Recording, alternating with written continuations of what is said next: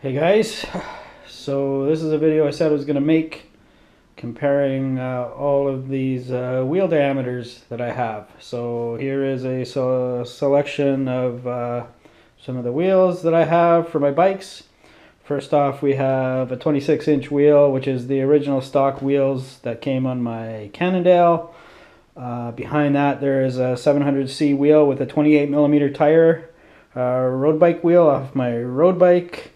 Behind that we have a 650B mountain bike wheel set with a 1.65 inch tire. That's a new wheel set now that I have for my Cannondale mountain bike. Behind that we have a Stan ZTR 29er rim with 2.35 Supermoto tire. So now we're starting to get into pretty fat tires.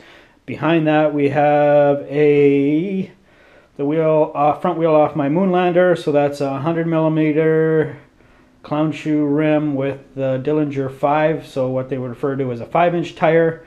And behind that we have the 29er Plus front wheel off of my Surly Krampus, so a 50mm rim with a 3-inch tire. So you can see as you go up the tire line, the height of the tire, the wheel gets taller. So essentially if the wheel is taller, you have a larger outer diameter.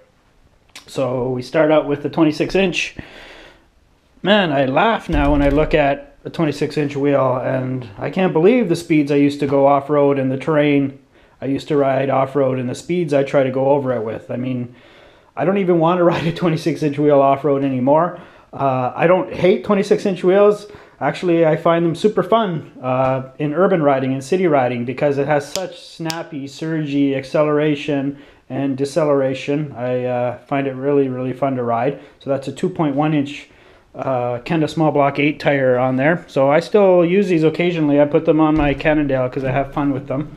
And then we have a 700C wheel set with a 28mm tire. So that would be basically, this is what you're going to see this weekend at Paris-Roubaix, which is a really tough, hard road race that's done on really rough cobblestones. I got something stuck in the tire here. Hoping that's just a rock and not gonna have to dig that out. Didn't notice that before. I don't know if that's glass. I'll dig it out after I have the video. So this is fat for road bike wheel standards. And then we have the 650B wheel set with 1.65 wheels. And if we compare the axle heights, they're actually pretty close to being the same. If anything, actually, it looks like the 700C wheel is slightly taller. So the 28mm looks to have a very slight diameter advantage over the 650B. Then we can compare, these are the ones people are probably most interested in comparing. So we have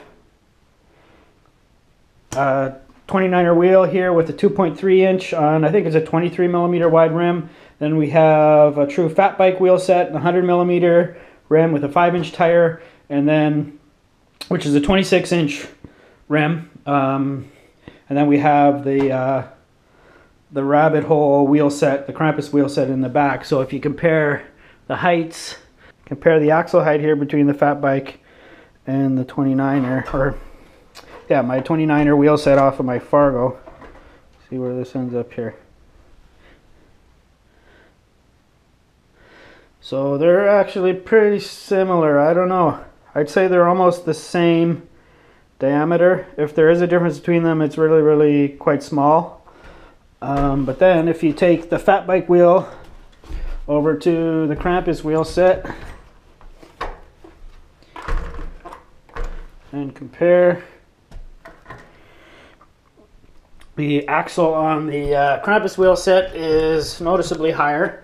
So even compared to a fat bike wheel set, pretty much the widest rim, the fattest tire combo you can get. The Krampus wheel set is a larger outer diameter. And then this is probably the most interesting comparison really, is this Schwalbe Supermoto tire. If you were to see this bike on its own, you'd be like, holy smokes, that's a fat tire. And it is a really, really fat tire. for a regular 29er. But then if you compare it actually to a 29er Plus, I don't know if you can tell the size difference there. It's a pretty substantial difference in fatness of the tire. And then if you compare the actual outer diameters on them, the height of it, there's a noticeable difference. It's pretty substantial.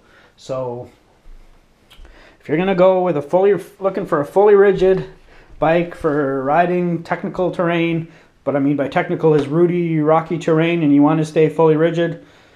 Not that I've actually had the chance to do much technical riding with this, because our trails are still snow and ice covered, and they will be for a while because we're getting snow. We got snow today, we're getting snow tomorrow. It's just gonna delay the ability to use those trails. But my suspicion is 29er Plus is going to be the way to go if you're looking for ultimate in rollover performance without having to go with any form of suspension.